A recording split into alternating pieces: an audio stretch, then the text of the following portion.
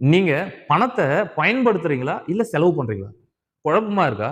நீங்க என்ன பண்ணிட்டு இருக்கீங்கன்னு உங்களுக்கு தெரியலையா? அப்டின்னா இந்த வீடியோவ முழுசா கேளுங்க. நிச்சயமா நீங்க பணத்த பயன்படுத்துறீங்களா? செலவு பண்றீங்களான்ற விஷயம் உங்களுக்கு புரிய வரும். ஒரு அம்மா தன்னுடைய 2 பசங்கள்ல யாரு பணத்த சரியா செலவு பண்றாங்க? யாரு பணத்த சரியா பயன்படுத்துறாங்க? அப்டின்னு கண்டுபிடிக்கிறதுக்காக ஒரு போட்டி வச்சாங்க. அண்ணனுக்கு ரூ. 100வும், தம்பிக்கு ரூ. 100வும் குடுத்து ஒரு சூப்பர் மார்க்கெட்டுக்குள்ள அனுப்பிச்சாங்க.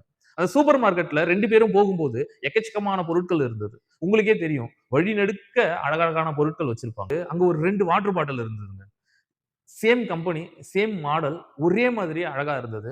தம்பி என்ன பண்ணான், அதுல இருந்து ஒரு வாட்டர் பாட்டில சூஸ் பண்ணி எடுத்துன்னு வந்துட்டான். அண்ணனும் மீதி இருந்த இன்னொரு பாட்டில சூஸ் பண்ணி எடுத்துட்டு வந்துட்டாங்க. 2 பேருமே ஒரே மாடல், ஒரே கலர், ஒரே மாதிரி இருக்கக்கூடிய பாட்டில சூஸ் பண்ணி எடுத்துன்னு வந்து வச்சாங்க. அவங்க அம்மா இத பார்த்துட்டு, "தம்பி பணத்த கரெக்ட்டா பயன்படுத்துறான். ஆனா நீ பணத்த செலவு பண்ற" அப்படின்னு சொல்லிட்டு அவங்க அம்மா சொன்னாங்க. உடனே அவங்க அண்ணன்காரனுக்கு கோவம் வந்துச்சு. "அது எப்படிம்மா அது? அவன் சூஸ் பண்ண அதே பாட்டில தான் நானும் சூஸ் பண்ணிட்டு வந்திருக்கிறேன். ஆனா நீ அவன் வந்து கரெக்ட்டா பயன்படுத்துறான்னு சொல்ற, நான் மட்டும் செலவு பண்றேன்னு சொல்றியே! எப்படிம்மா இது நியாயம்?" அப்படின்னு கேட்டான். அதுக்கு அவங்க அம்மா சொன்னாங்க, "ஏன்னா உன் தம்பிகிட்ட வாட்டர் பாட்டில் இல்ல.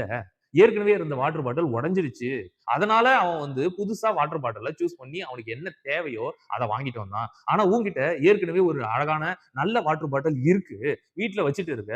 அப்படி இருந்தும் தம்பி அழகா ஒன்னத்த சூஸ் பண்ணிட்டானே என்னத்துக்காக, அதே மாதிரி அழகா இருக்கக்கூடிய பொருள நீ சூஸ் பண்ணிக்கிட்டு வந்த.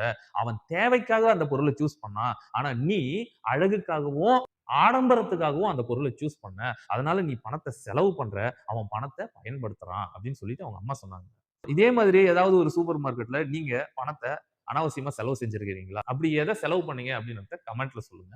இந்த கதையில இருந்து நம்ம தெரிஞ்சுக்க வேண்டிய விஷயம் ரொம்ப சிம்பிள்ங்க. பணத்த தேவைக்கு செலவு பண்ணா, அதுக்கு பேரு பயன்படுத்துறது. பணத்த ஆசைக்காகவும், அழகுக்காகவும் செலவு பண்ணா, அதுக்கு பேரு செலவு செய்யறது. அப்ப நீங்க பணத்த செலவு செய்றீங்களா? பயன்படுத்துறீங்களான்னு நீங்களே முடிவு செஞ்சுக்கோங்க. மறக்காம நீங்க இந்த மாதிரி என்ன செலவு பண்ணீங்கன்றத கமெண்ட்ல சொல்லுங்க. அனைவருக்கும் எனது மனம் நிறைந்த வாழ்த்துக்கள். நன்றி.